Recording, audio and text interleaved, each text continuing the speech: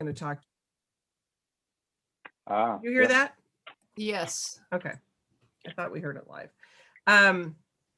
Because I guess some people are having some difficulty if you don't have a Facebook account of watching it now. So I don't know if Facebook's changed the rules or what's happening. So we're going to start recording these. We'll pop them onto our YouTube channel. Our YouTube channel is kind of fun too, because we don't always do all of our events on Facebook Live. So our YouTube channel has a lot of other events that we've hosted that so people can go and look at some past things that we've done too. Because we've had a really good year of events.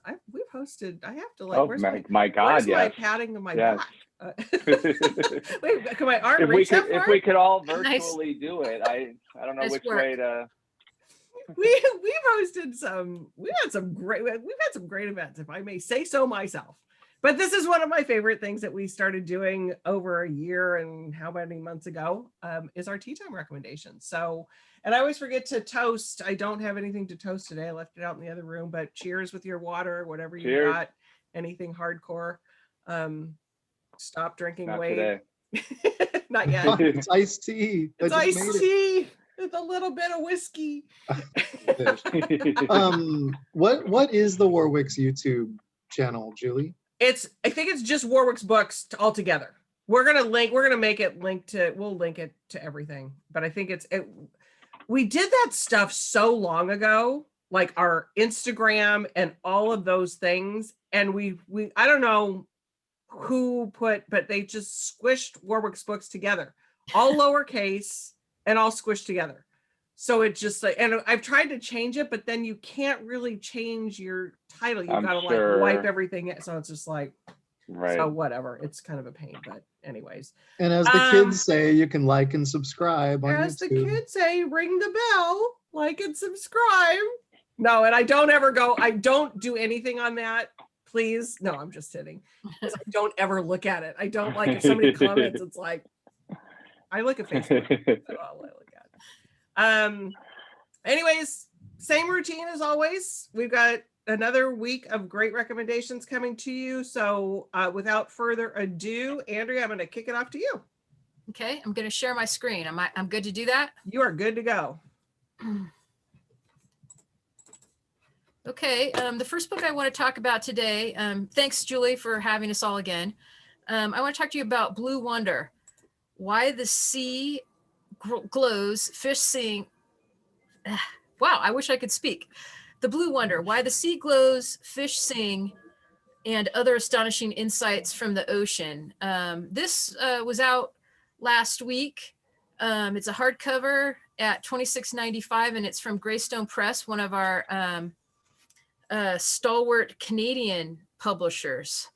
And this basically does what The Life of Trees or The Heartbeat of Trees more recently did for forests. So this book really changes how we think about the ocean by sharing astonishing facts about how its many animals coexist and communicate, such as the interesting fact that fish make all sorts of noises. Beyond whales, other kinds of fish, non-mammals, sing.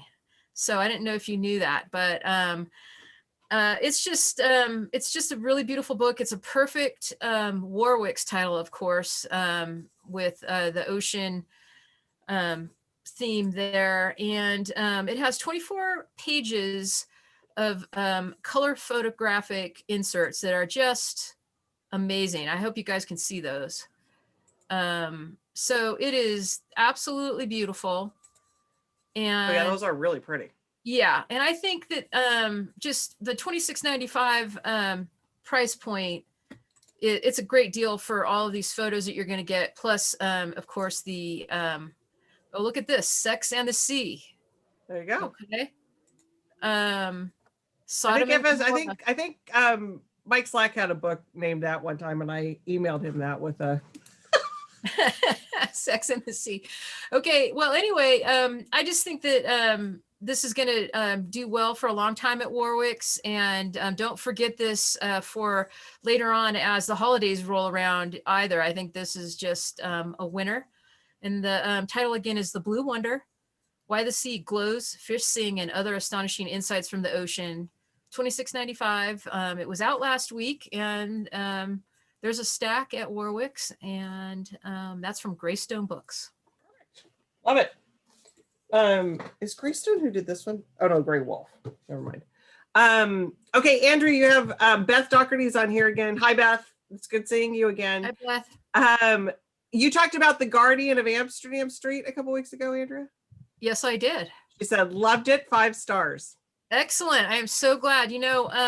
It seems to be chugging along. I've been trying to be, an advocate for it. It's a quiet little novel, but I see it on reorders coming through. So that's exciting. So hey, thanks Beth. Beth. Yeah. Okay, Wade, what do you got for us? All right. So what I'm going to do is present these a little bit differently than I usually do. So this is the book club, as you can see. Don't you love when you're in a presentation and people just read everything? Yes, no. It's fun, no. right? Okay. So if you go to Random House, okay, Julie, we're done. We're moving on.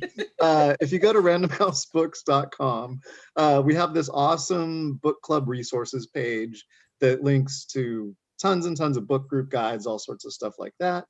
And what I'm going to do for the first title I'm going to present is show you.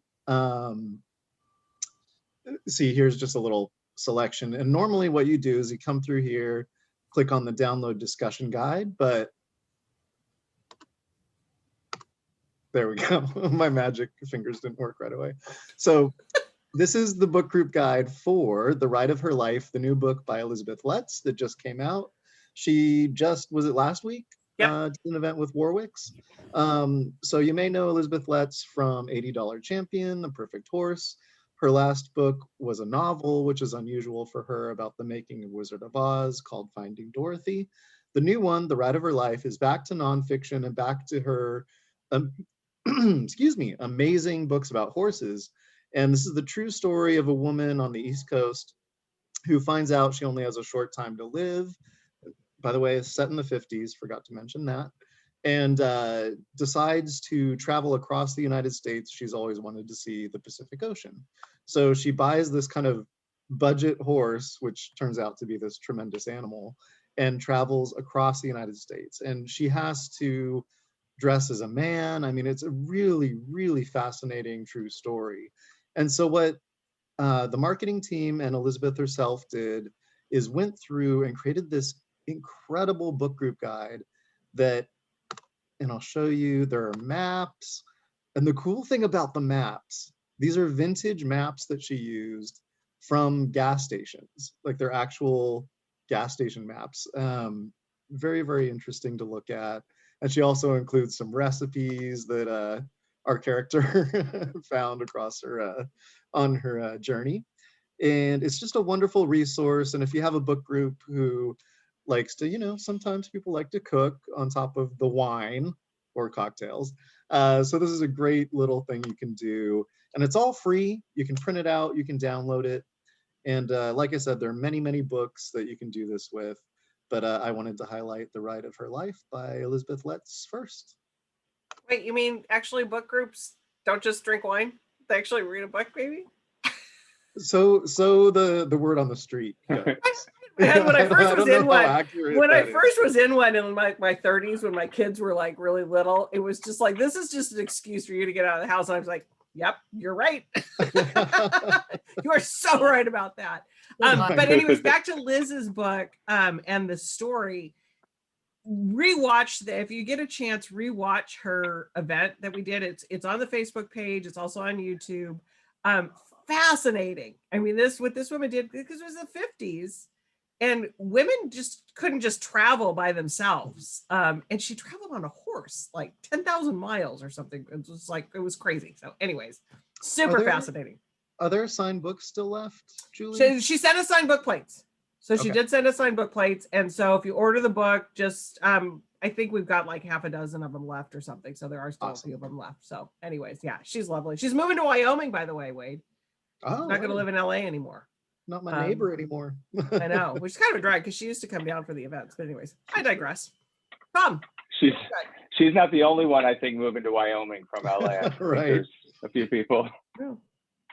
Places Well, like okay, Wyoming. she's okay. Since we're talking about it, she's moving into this great compound though, and her neighbors are like there are a bunch of writers that are like, and some of them that's like on this private property, and there's like 6 ranches around this piece of private property with some pretty well-known authors that live on this piece of land. It's not Craig Johnson. Not Craig Johnson, not Craig, and not Okay. CJ Box, but somebody that you wouldn't actually suspect. So it's kind of cool, actually. All You're right, still in Wyoming.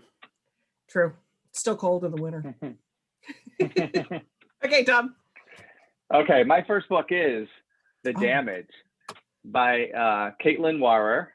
And so I've talked about Pam Dorman, the editor of The Damage, before on the show, and there'll be many times when I talk about Pam again, one of my favorite people and one of my favorite editors.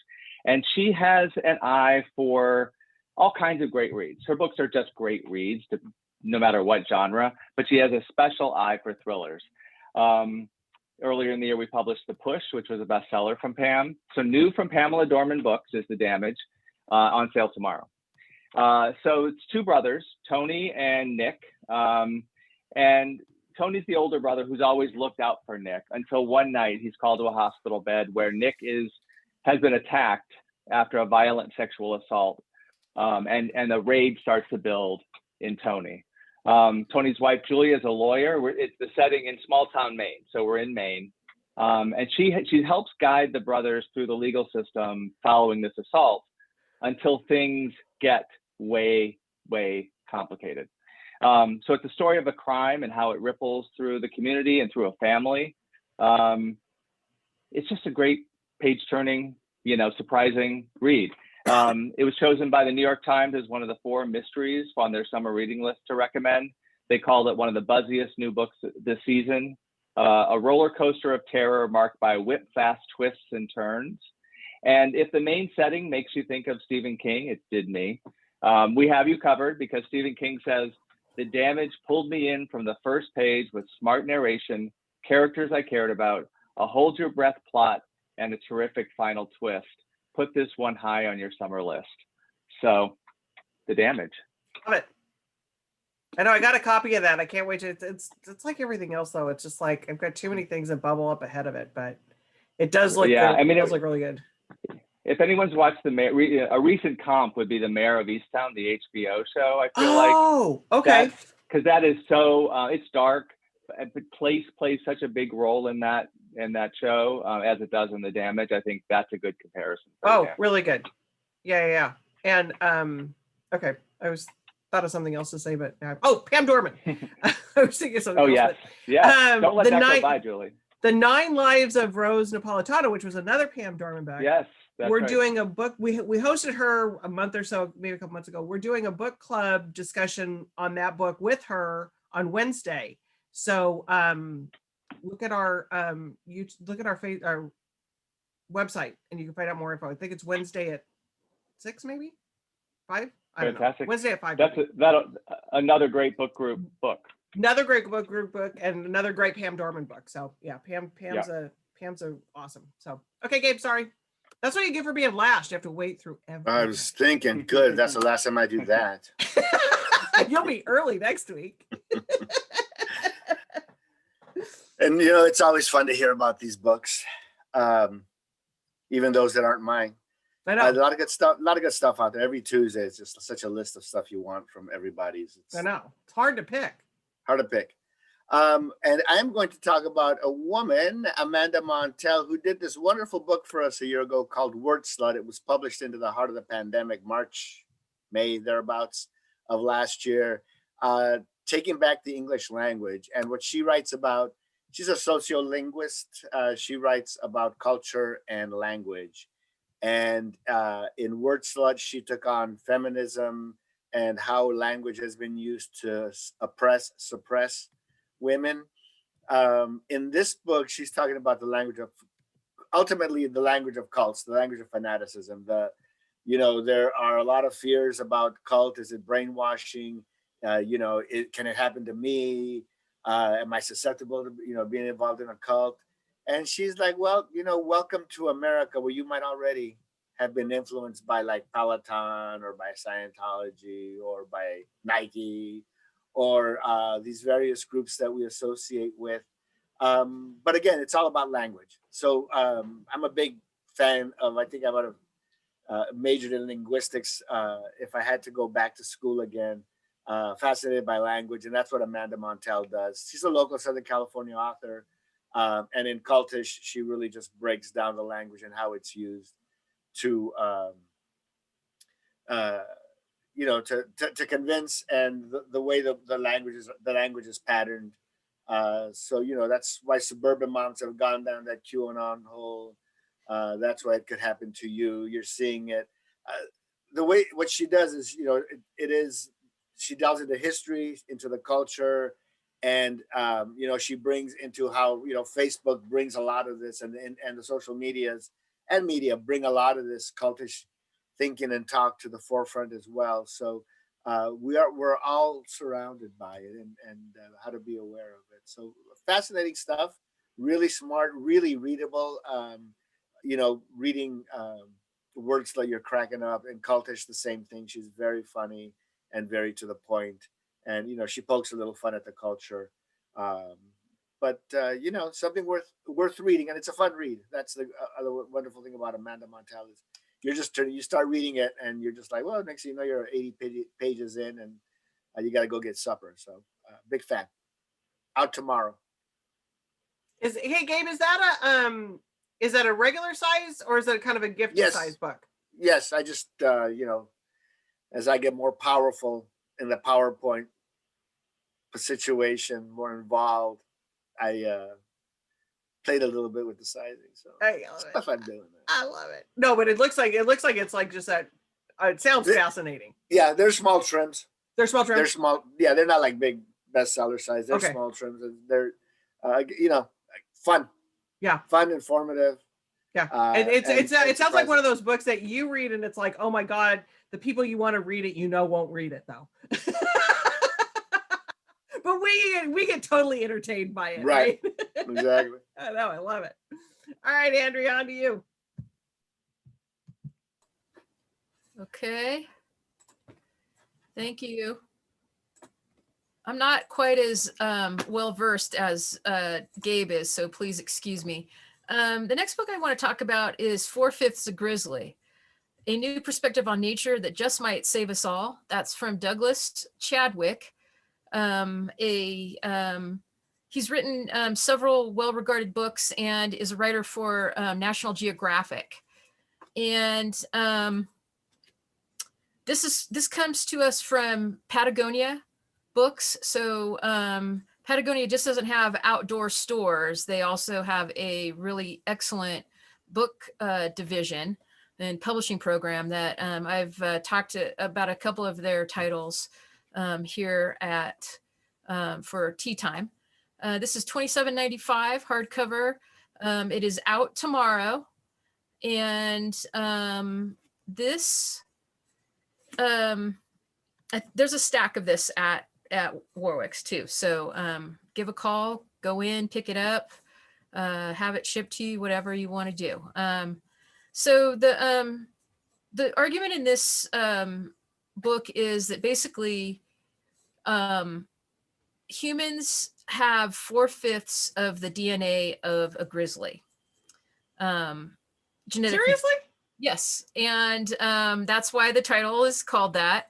And Chadwick is arguing that we are not so different or separated so profoundly from the rest of the animal kingdom and or the natural world in general. And of course, this is dovetailing once again into the many books that have been presented here by my fellow reps and myself over the last couple of months. There's definitely something going on, people. Science is starting to unveil what traditional societies have known for thousands of years. Last couple of months. Wow. Am I really, I'm hearing myself. I hope everything's okay. I hope you can hear me. Yep. Okay. So there is this close relationship between human DNA and grizzly bears, but also, so we share 80% of their DNA. We are also 60% similar to salmon, Okay. 24%, I know, 24% related to insects, various insects, and oh, wait a minute. No, 60% salmon, 40% insects, and 24% wine grapes. Okay. So you wonder Okay, why come wonder on now. why book group folks like to drink wine. Well, they're just like, we are feeling the family draw there. So this basically is a reflection on humankind's rightful place in the ecological universe. And Chadwick uses personal stories about how he came to respect nature, and how he learned about his place in the universe and the systems of nature, and basically challenges anybody who reads this to consider whether they are separate from or really just right smack dab, in the middle of nature. So I just think this is a really just engaging and fresh look at the topic. And let me just give you, here's the author here. And here are some of the nice innards. So it's going to be beautifully illustrated. Look at there. 40% of this guy right here. No, I'm not buying it. It's true.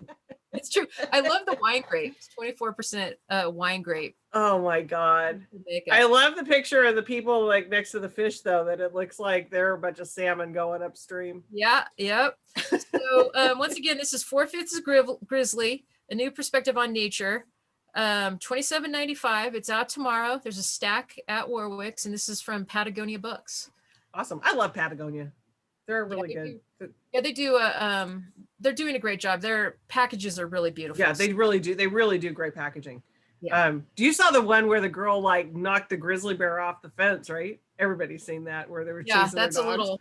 Yeah, that's holy cow. scary.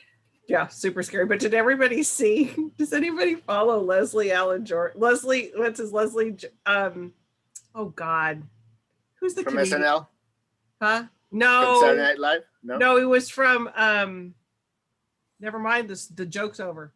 Wade, take us away. Let me go ahead and rescue you, Julie. Are you talking Rescue about me! the picture of the I bear will look at it the up. door looking for the... Like, The the joke's joke's over. just Okay, so done. we know where Quite you were the going with that. storyteller. It's fine. I'm a horrible storyteller.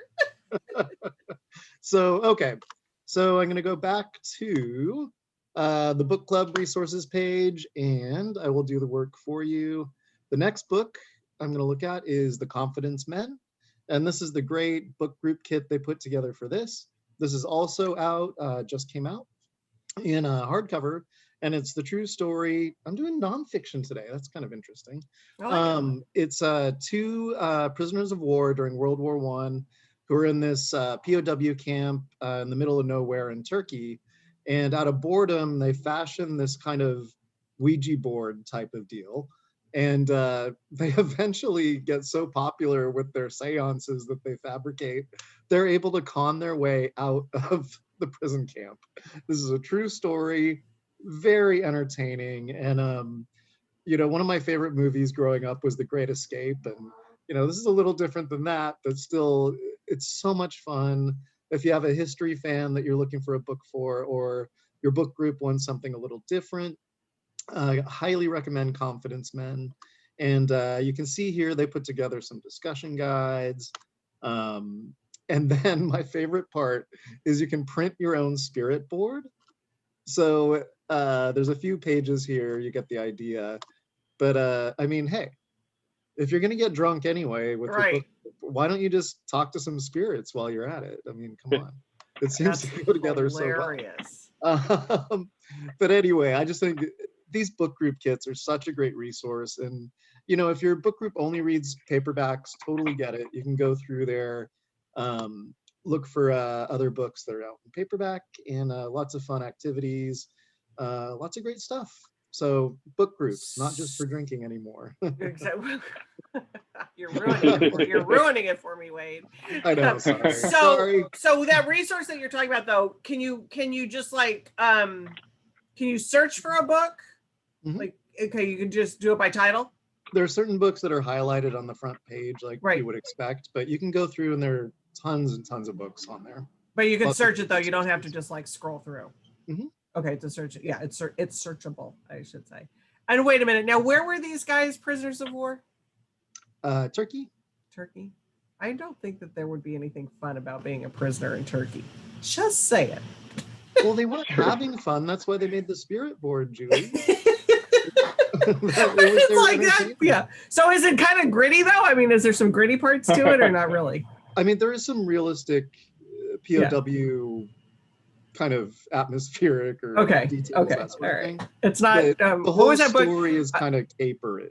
Okay. Okay. All right. It's a true story, nonfiction, but it's fun. Okay. I mean, WW2, as far as, you know. What's that? Prison case. What's that, Gabe? WW2, the old guys. All right, Tom, take us away. All right. So I'm the last holdout, it seems, for holding up covers, pictures of books, finished books. Now, It's I'm okay. not doing the PowerPoint yet. I No might have to need. dabble at some point. Yeah. All right. like to mix it next up. book, now I'm going to be on vacation for the next 2 weeks. So I'm going to preview a couple of books that are coming out in a couple of weeks that we can pre-order. We've talked about pre-ordering on Tea Time a lot. So Hell of a Book by Jason Mott is coming out the 22nd, June 22nd. And so this book is a lot of things, but it's a great novel. So it's the spine of it is a best-selling author, a Black author, who is out on book tour. So Julie, you'll be able to relate to the scenes in bookstores, the author escorts who are driving him around. He's on the plane going from town to town, and all of that is a great satire of what it feels like to be an author on tour. But as he's on tour, the chapters alternate with the story of a young Black boy living in a rural town very recently. And the author is never named. He's just the author. The name of the young man is Soot. And so we follow Soot also through the book. And then there's the kid who may or may not be real, who appears to the author in different spots along the way. Meanwhile, as he's touring the country, so that's satire, that's hilarious. But at the same time, TVs are on everywhere, and everywhere, it seems like in every city, on every date, there's a story about police violence against a young Black man, which feels, of course, very much of today. So the book is this kind of amazing, it shouldn't work all together, but it does. It's heartbreaking. It's got a certain magic to it. It's about family and art and money, but also race and what it means to be a Black man in America today. So this book is already getting a ton of buzz. I can guarantee you that people are going to be hearing about it in different spots. And it's a departure. It's the first time we've published Jason Mott. He did The Returned, which That was became a I was TV trying to series. remember what that was. It was The Return. And I That think used to be your I didn't read that. And I think that was more like thriller-ish, or I think it might have had a zombie aspect to it. This is nothing like that. It's got some social stuff going on in it.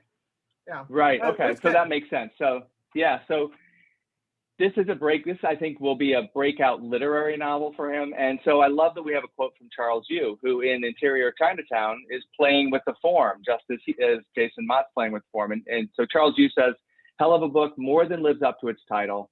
Playful, searching, raw, and necessary. This writing, this voice, this novel twisted me up and turned me inside out, dazzled me, surprised me, and moved me." So so pre-order it, June 22nd, Hell of a Book. Yeah. And I love the audacity of the title. Me too. I love that. I love it. It's a hell of a book. Yeah, and then he's playing with it. And it was fun. We did that pre-pod thing with him a couple weeks ago. Right. And it was really fun to listen to him talk about like being on book tour, like really being on book tour, and what it's like not being on book tour now. That's right. And how much he now longs, as crazy as book tour is, right now he longs for it again. Yeah. Yeah, it's really, really good. All right, Gabe, what do you got? I'm going to share with you a really terrific writer and one of the most fast-paced thriller writers out there, Taylor Adams from Washington State, Hairpin Bridge. Taylor's last book, Final Exit, no exit, Final Exit. Uh, sorry, can't remember the exact title. Was such a good book. Got really, really amazing reviews, and this is his fourth book. So the reviews are really strong from the Washington Post. Uh, Publishers Weekly gave it a starred review, and the premise is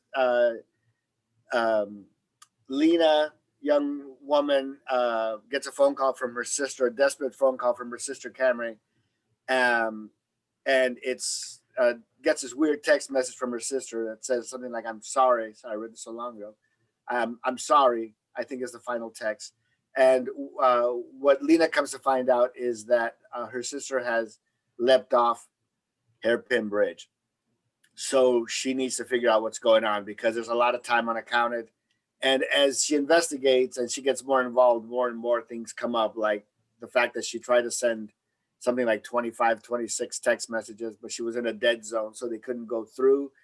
And Lena is on her way to meet the particular corporal who had actually given Camry a ticket that evening, but who also happens to be named in Lena's final text by name. So there's all these coincidences coming up. One of the reviews, the Washington Post says this thriller moves at about 150 miles an hour, and it does. Taylor Adams is No Exit was the last book. It's right there on the cover. Taylor Adams is one of these authors. Like I said, No Exit kind of broke Taylor out into more of a prominent scene, but this is an author that people have been watching for a long time, and as good as anything that's out there. You Sweaty Palms, Page Turner. You won't, go to sleep at night because you're going to stay up reading it. You're going to read it in one sitting. You're going to read it over the weekend. You're going to run through this book, guarantee. So check it out and be thrilled. I love it. It's the summertime's always a good time for a good thriller. Sit on the beach. I love sitting on the beach and getting scared. I recommended to my sister years ago. She hasn't forgiven me since. Silence of the Lambs, when that first came out. We had no idea. She's sitting on the beach and she goes, "Oh, I hate you." So no, it's a really good book. It's a good beach book. You were right. You were right, but terrifying. Book. Terrifying. I love that book. All right, Andrea, what do you got? We got lightning round stuff? Yep. Excellent. All right. So I'm going to talk about The Passenger, how a travel writer learned to love cruises and other lies from a sinking book. This is by Cheney Kwok, and it is out. It was out last Tuesday, and it is $18.95 hardcover, paper overboard. So it's basically no jacket on it, but it's a nice cover there. And basically, this book is a bit like Wild if Cheryl Strayed were an exceedingly tall, gay, Korean-American travel writer. So where it is similar. Just a little bit of a stretch. Yeah, but it's just like yes, of course. But I do think it is similar in that he uses the adventure story of being trapped on a sinking cruise in the Arctic Sea to illuminate the story of his own life, which is very Strayed about her adventures and how, she uses that as the foundation for her biography. Right. So, yeah. The author uses his 27 hours aboard the teetering cruise ship that has been hit by a bomb cyclone to examine his family history, chronicle other maritime tragedies. So you get a little bit of maritime tragedy history in there, and the failing relationship back on shore with a man he's loved for nearly 2 decades. So the Viking Sky, the ship that he's on, he realizes may not be the only sinking ship that he needs to escape. And so the way he weaves all of these disparate threads is masterful. It's really well done. And it's interesting because he really didn't want to accept the commission to do the writing that he was supposed to be doing, like on the ship. And so, but then he got an amazing story and now a book out of it. And so he got a lot more than just a scary experience there. The writing is unvarnished, very raw. It's also, did I say funny? It's funny. As funny as a book can be when, like, you're like, in peril from the sinking, the imminent sinking.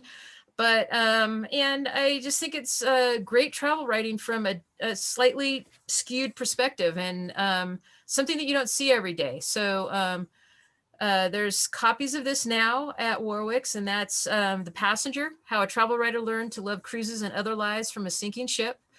It is $18.95, little hardcover.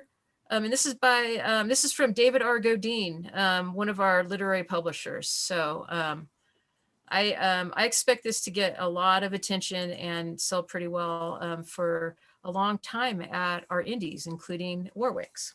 Sounds like it's a good Father's Day kind of a thing. Yeah. And I loved the note that said there was a war because you're showing your Edelweiss, and I love the note that somebody wrote. Warwick's note was crazy story. Yeah. That sounds like Adrian's note. Yeah, That's Adrian's note. That's Adrian. And for people who don't know, that out there in the reading and listening audience, Adrian is the book buyer and manager of the store. So she brings in a good chunk of all the books you see in Warwick. So. Oh yeah, no, and she does a fantastic job, and she's retiring next year, so we need to like find somebody to take her place, which is going to be, those are giant shoes to fill. Giant. Let's talk about it right now. Okay, that's like we still have a few months. Yeah, but we got to start looking now, though. We got to start looking now. Well, I mean, but it's not 5 o'clock, and I want to start drinking when that subject. Okay. All right, we'll wait till after. We'll digress after. All right, Wade, what do you got for our final choice from you? Okay. So what I'm going to show is, and I actually did the slide, as you can tell, I'm a terrible graphic designer and there's lots of information, but I know this is supposed to be the lightning round, so I'll try to go fast. In the Heights is the brand new musical, well, it's been around, but the brand new book about the musical by Lin-Manuel Miranda, who of course did Hamilton. The new In the Heights Finding Home book, very similar to the big tome of Hamilton that everybody had to have. This is the new one that you have to have. And as many people know, In the Heights is streaming on HBO Max. They did a theatrical presentation of it that's fantastic. And the really special thing is they selected a number of independent bookstores around the country. And tomorrow night, because the book goes on sale tomorrow, several bookstores are going to be co-hosting Lin-Manuel Miranda and the creators of the book to celebrate not only the release of the book, but the success of the musical. It's going to be incredible. And he is so funny. I think it's going to be probably one of the best virtual events of this whole I think so pandemic time. And one really quick thing, I know this is lightning. You also can get the really cool audiobook that's coming out tomorrow. America Ferrera is the main narrator, so that's really cool. And she's the one hosting, and she's hosting it tomorrow. Are we supposed to say that? Well, yes, we said it. They gave us. Okay. We're promoting it. We're promoting it. So. Fine, not my secret.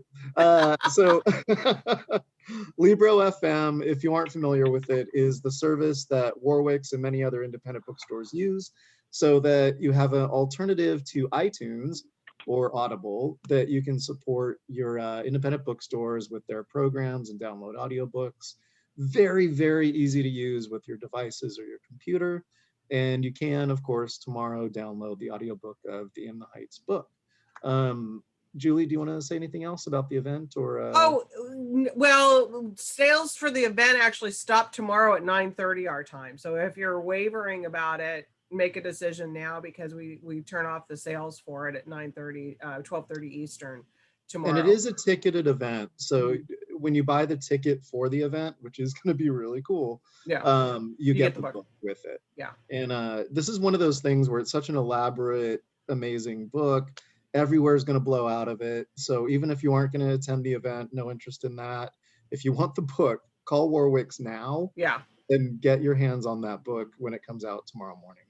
Here's my question. I am interested about the audio book because I haven't seen the book, but I am very interested in what they're going to do with the audio and how they're going to talk about it. It's going to be interesting.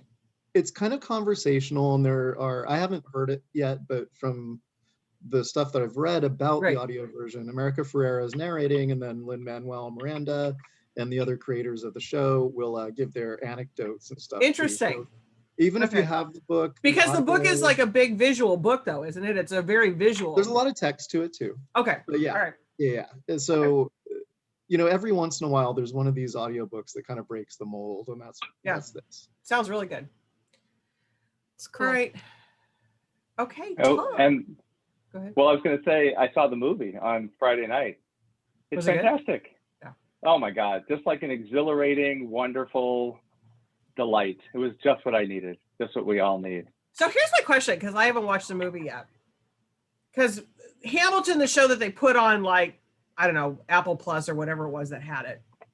It was just Disney. the play that they Disney, one of those things, one of those newfangled apps that they have out there. That's right. You may have heard of Disney. I haven't heard of those like newfangled things. But wasn't that like the play? They just like filmed the play. This is filmed it on stage. But this is more of a true sort of movie production, right?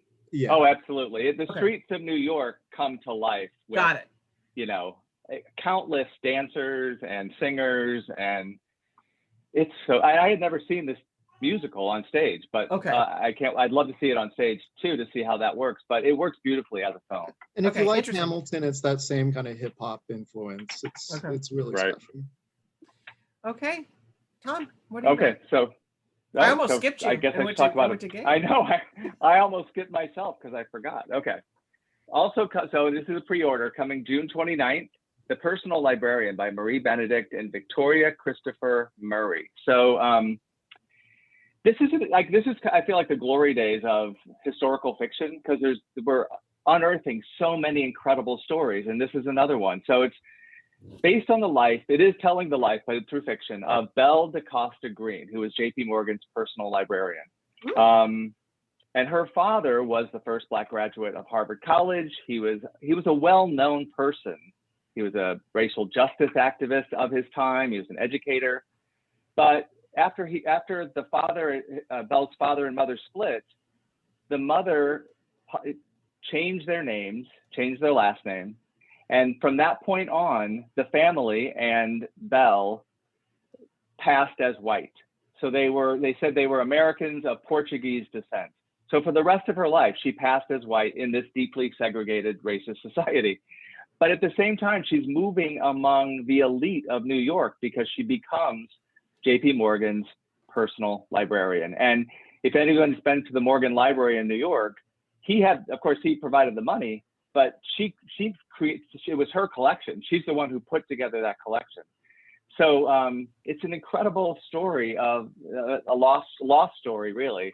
So this is getting a lot of great early buzz. So if you love any of these, we've talked about historical fiction on Tea Time a lot. You know who you are if you like that kind of story. So lots of media coming up, and the backstory of the novel is almost as interesting as the novel itself, because Marie Benedict is a best-selling historical novelist, but she knew, and she wanted to tell this story, but she knew she couldn't do it herself, do justice to this story. So she found another writer. She's white, and Victoria is Black, and they came together to tell this story. And they wrote it during the pandemic, during last year's 2020, the racial reckoning of 2020. So it's this really fascinating backstory of two writers who didn't know each other before this, and then they became friends over the course of writing the book to tell this amazing story. So Personal Librarian, on sale June 29th. So kind of like a Fiona Davis, if you like Fiona Davis. Yes, absolutely. Okay. Yeah. And so they probably never really met each other if they wrote it. They wrote it probably like on FaceTime and Zoom and stuff. And who knows, maybe they still haven't. It's possible they haven't yet gotten together. Yeah. But I suspect they'll be on, television, one of the shows, hopefully in person, talking together. But you're right. I'm sure that's the case. Yeah, that had to have been kind of true, because especially not knowing somebody and then to try to write a book, that had to have been right. Because I know a lot of But authors who are like dual authors, but have been friends or whatever, Yeah. And the Fiona Davis comparison, I think, is perfect because it's library. I mean, she's one of the most unsung but most famous librarians in the country's history because of the Morgan Library. Because of the Morgan Library. So interesting. Okay, Gabe, you get to close us out. Close us out with a really important. Going out with a bang. Just out in paperback. I think this is an important novel. The Yield, Tara Juna Winch. She is a member of the Wiradjuri people of New South Wales, Australia. And she is writing a book about basically colonialism and the impact of colonialism on the native population. So the origin of the book begins with Poppy Albert is he's got pancreatic cancer, he's dying, he's seeing a lot of things, and he feels his culture slipping away. So he starts creating a dictionary of the Wiradjuri language and translating it, the English words into Wiradjuri he feels it's an important task to keep the language alive. One of the first things that colonizers do, they remove the language, they remove your place names, they remove your nicknames. So this is a book that looks at reclaiming your culture from what was and everything that was taken from you. So we move along. There's just so much in this book, and I'm going to try to be fast. We move into Albert dies. His granddaughter comes to the funeral. She has been away from the village from Australia for 19 years. She's moved back to England. She's at the back end of her 20s. And she comes to see what's going on. And there's a whole lot going on. The colonizing continues. Their ancestral land is about to be turned into a tin mine, which is going to be 2 kilometers wide, long, 300 feet deep, put a big scar into the landscape of these people's homeland, which we've seen, just 2 years ago here. We're displacing, our Native Americans for, a pipeline or pipelines. So there's just a lot of parallels with, the colonizing that's still existing in America. This is really a big slap in the face. It really is, everything that has been done to this culture. Added to this is our protagonist sister, who was just disappeared when she was 9. Something else that happens here in our native reservations, Native American women disappear, Native American women are raped, nothing happens, there's no record. Women of color disappear, nobody cares. There's so many parallels going on here. I just couldn't put this book down. It's fascinating. It's really well written. It won the Miles Franklin Award, which is Australia's top literary prize. There's a third narrative that gets embedded in here, which is a reverend. The first colonizers are the missionaries. So 1915, he's seeing what's going on back then. So we see the whole century of this behavior that's just been going on forever. And it's just fascinating. I think it's important to understand that none of this has gone away. None of this has gone away. We're seeing it in America. Australia is a first world country. They're still dealing with their colonialism as we are, as are a lot of other nations, and immigration coming into all this. But really powerful. This is a book that's, that's an important book that's gonna hit you hard, but it should be read. Sounds like a really good book club book. It's coming out in paperback soon, right? This is paperback tomorrow. Tomorrow. And, yeah. It's already the 15th. It is. It's one of those really smart book club books that it's not for the drinking, the wine of book club. Not through, it's the one for some serious discussion. I love it. Okay, as Wade mentioned, tomorrow we've got, I guess I will share my screen too. Why not? Everybody's sharing screens today. Tom, I don't mean to feel. I know. You don't ever have I'm gonna to share. I'm gonna start sharing my screen. Whatever's Don't on it, you're gonna see it. Ever feel Well, like I you won't. have to share, because that's not something you have to do. I'm showing you what you will look like on Facebook now. But we've got lots of good events this week. So tomorrow, Lionel Shriver from We Need to Talk About Kevin. That book, I think that book came out last week, right? Yes. Should we say or Last should we week or the go? week before, the first? Or the Yeah, eighth? maybe the first. Okay. So we're hosting it tomorrow with Dean Nelson. Oh my God, I can't wait for this discussion. This book sounds fascinating because it's Another basically- Harper author, Dean Nelson. Yeah, there you go. Yep, we're just giving you some Harper props here. The premise of it though sounds I haven't read it yet. Shame on me. But it's basically two people who decide, like in I think their 60s. It's like when they turn 80, should they like be done? And so should they stay or should they go? And like all of the different kind of questions that they have for that. So that's tomorrow at 4. At 5, as Wade talked about, In the Heights event is at 5. So if you're interested in that one, don't forget to click on this link and get your ticket before 9:30 tomorrow morning. And then on Wednesday, Daniel James Brown, Tom, Facing the Mountain, again with Dean Nelson. So that's gonna be another great conversation. And then the book club, there's Donna's book club. And then we have a thing with the Margaret Rankle with the San Diego Symphony. And then 1, 2, 3 with Lori Frankel on Thursday. So we have an action-packed virtual week this week. So stay tuned. Oh, I forgot there was one. There was a Julie, somebody should pat you on the back. That's really wait, great. I can't reach. That is I can't a really reach. great. Wait, I could turn around that's and a you great guys could do it for me. You guys could just like go like this on the screen. I wish we could. Yeah. When I see all of you, I just want just lots of pats on my back. But I forgot about one of them. We have a couch surfing with Kristen, with Hannah McKinnon, and our couch surfing series is so much fun. So she'll be on Thursday at 5:30. We'll do a couch surfing series. So lots of good events. Check out our website. Always a great week with you guys. Thank you. We'll see everybody. Cheers. And Tom, you're going on vacation, so you're gone now for 2 weeks? 2 weeks. What are we 2 doing without weeks. you? I can't believe it. Where are you going? You'll have to let me know how it goes. Okay, A wedding in North Carolina. Family Okay. wedding in North Carolina. Nice. That could be Beautiful. fun. That'll be fun. Yeah. All right. Well, cheers, everybody. I'm going to take us off of Facebook and stop the recording. So good night. Bye, everybody.